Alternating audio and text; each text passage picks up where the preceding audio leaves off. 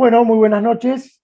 Vamos a continuar con las clases de cálculo avanzado, tercer año Ingeniería Mecánica, UTN Bahía Blanca. Y lo que vamos a ver hoy es la aplicación más importante que tiene la teoría de la transformada de Laplace, que es la resolución de ecuaciones diferenciales ordinarias. Como habíamos planteado en la clase anterior, la transformada de Laplace es un método óptimo para la resolución de ecuaciones diferenciales ordinarias de cualquier orden, de primer grado, y con coeficientes constantes, en la particularidad de que las condiciones estén indicadas siempre en el punto cero, lo que se conoce como condiciones iniciales. Muy bien, pequeño repaso de la clase anterior. Si nosotros tenemos una ecuación diferencial, en el caso particular, la que simula un oscilador armónico, m por i segunda más c por i prima más k por i igual a g de t, donde se puede interpretar que esto es el resultado de la aplicación de la ley de Newton, y se indican también condiciones iniciales. En el caso de I0 es la posición, le damos un valor alfa, que aquí indicamos que sea distinto de 0 para que no nos complique la resolución, y una velocidad inicial, I' en 0. Esta es una ecuación típica que cumple con las condiciones para su resolución a través del método de la transformada de Laplace. Lo que nosotros hacíamos era aplicar la transformada de la función y de las respectivas derivadas, que tenía su fórmula, miembro a miembro, ¿sí? Lo aplicamos la transformada aquí y aplicamos la transformada aquí, y si reordenamos esa transformación, obtenemos una suma y resta de polinomios multiplicadas por las funciones, que son las que nosotros tenemos que determinar como solución de la ecuación diferencial. ¿Sí? Reordenando esto que transformamos, que es la transformada de Laplace de la ecuación diferencial en crudo, habíamos visto que tenemos tres polinomios que aparecen. Uno es I de S, que es la transformada de la función. El otro polinomio lo llamábamos P, y estaba conformado, digamos, por las constantes de la ecuación diferencial, la masa, el coeficiente viscoso y el coeficiente elástico. ¿Sí? Esto nos hacía referencia a que era la ecuación característica de la ecuación diferencial, polinomio que llamamos P de S. Luego tenemos un polinomio que surge de suma y resta de las condiciones iniciales, que lo llamamos Q. Hay que observar aquí que este polinomio es un polinomio siempre de un grado menor a P de S. Y por último, G de S, que si es una función, claramente va a ser otro polinomio. Y a partir de aquí es donde nosotros tenemos que operar para obtener la solución de la ecuación diferencial. Esquemáticamente, nuestra ecuación diferencial en el tiempo nos queda expresada como el producto de I de S por P de S menos Q de S igual a G de S. ¿Sí? Hemos transformado nuestra ecuación diferencial en un producto de polinomios, con operaciones algebraicas de suma, resta, multiplicación y división. Si nosotros despejamos I de S, que va a ser nuestra incógnita, lo podemos expresar como el cociente de la suma de dos cocientes de polinomios. La primera parte G de S sobre P de S y la segunda parte Q de S sobre P de S. Esto es importante interpretarlo así, más que nada para poder introducirnos luego en lo que es la teoría de control.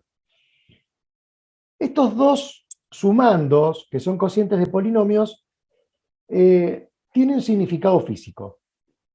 GDS sobre PDS, fíjense, desde la deducción, depende de la excitación del sistema o de la entrada del sistema. ¿Sí? Ustedes recuerdan que toda ecuación diferencial modela un problema físico y GDS sobre PDS aparece cuando hay una excitación. ¿Por qué? Recuerden que GDS es la transformada de Laplace de la excitación del sistema. ¿Sí? Y nos da la solución particular o de estado estable del problema. Por el otro lado, el cociente QDS sobre PDS depende de las condiciones iniciales. Recuerden que QDS aparecía cuando las condiciones iniciales, si eran distintos de cero, generaban este polinomio Q, y si yo desagrego de esta manera la solución de la ecuación diferencial, me dan lo que se llama la solución homogénea o la solución transitoria del problema.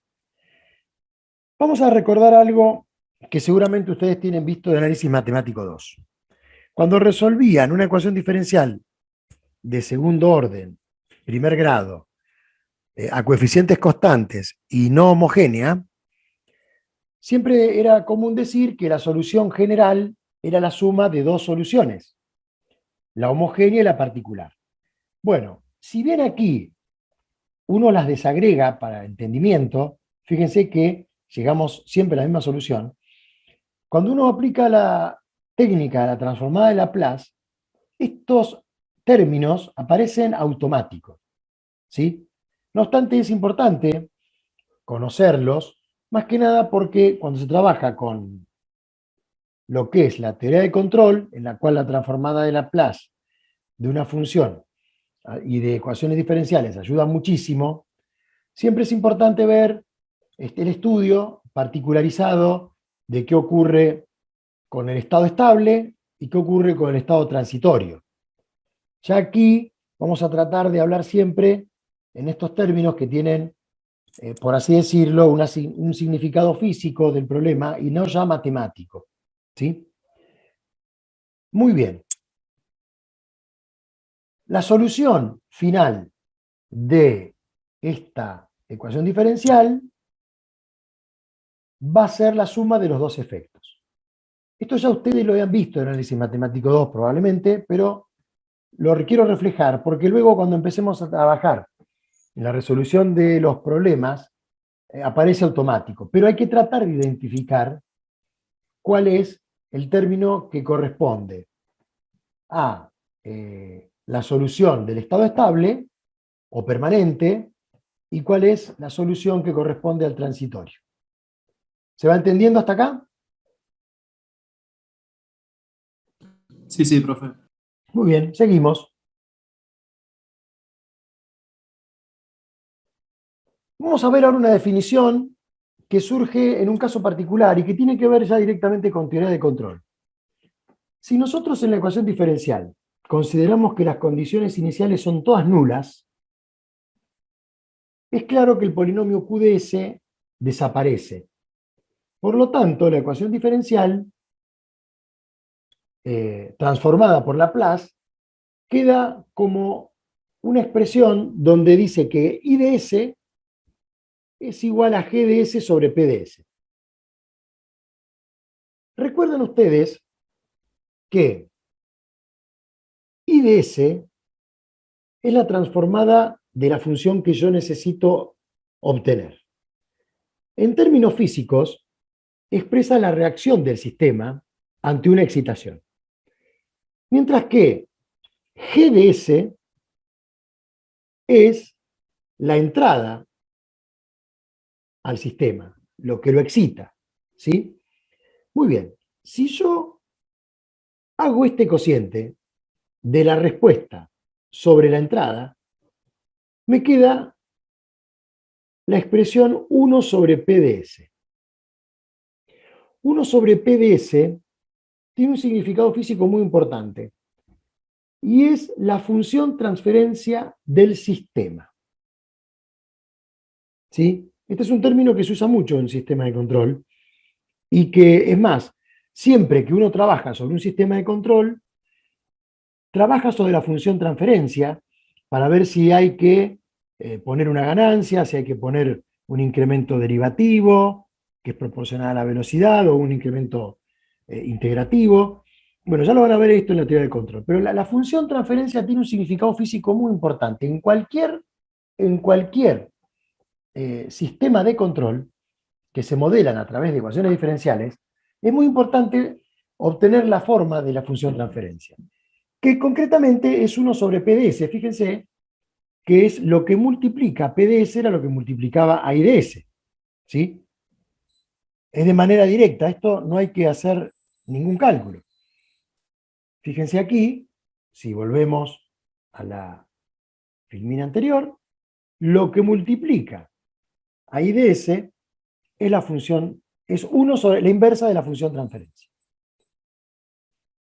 La función transferencia, ¿de qué depende? Depende siempre de la constitución física del sistema. En la función transferencia van a estar las constantes físicas de la reacción del sistema. En el caso particular, que sea una ecuación diferencial que modela el comportamiento de un oscilador armónico, masa, resorte, amortiguador, allí van a estar incluidas las 3 constantes. ¿Sí? Esto es un tema muy importante, ténganlo como concepto, porque luego, cuando hagamos lo que se llama el análisis de frecuencia, van a tener una significancia muy particular. Como les comenté, la solución de la ecuación diferencial mediante el método de la transformada de Laplace no requiere la obtención de la solución particular y de la homogénea. Recuerdan que era transitorio y permanente por separado. Aparecen automáticamente. Tampoco hace falta que se determinen constantes de integración. Ustedes recuerdan que cuando resolvían la ecuación diferencial, planteaban alguna condición en algún punto para obtener la constante de integración como resultado de resolver la ecuación diferencial. Bueno, aquí aparecen directamente, no hay que hacer ningún sistema de ecuaciones. Y vamos a poner 2 conceptos que tienen que ver también con la teoría de control, que son los siguientes. Si las condiciones iniciales son nulas y yo resuelvo mi problema, estoy resolviendo un problema que se llama de respuesta de estado cero, ¿sí? Porque QdS vale 0. Esto es lo que utiliza la teoría de control. Porque un sistema de control siempre empieza a funcionar y tiene que estabilizar al sistema en el menor tiempo posible, y las condiciones son siempre nulas. Y son 0. ¿Por qué? Porque, suponemos que un sistema de control es una válvula que regula la presión de una caldera. A mí no me interesa saber cuál es la presión antes de la caldera. A mí me interesa saber cuál es la presión en el momento que llego al umbral y que la válvula acciona, es decir, la válvula libera presión, de manera de que al liberar esa presión yo pueda volver a estabilizar el sistema, que en este caso sería la presión de un determinado fluido que está puede ser una caldera industrial, puede ser lo que fuere, ¿sí? Entonces, ¿qué es una respuesta de estado cero? Es una ecuación diferencial cuando las condiciones iniciales son idénticamente nulas. I en 0 igual a 0, y' en 0 igual a 0. Y en el caso de que la excitación sea nula, que la excitación sea 0, se dice que estamos obteniendo la respuesta de entrada 0. La suma de ambas es la solución del problema. Pero atención, no están relacionadas directamente con la transitoria ni con la permanente, ¿sí? No están relacionadas. No es que una se obtiene de una manera y es bionívoco, es decir, no es que la permanente es la de estado cero y la transitoria es la de entrada cero, no. Son conceptos distintos.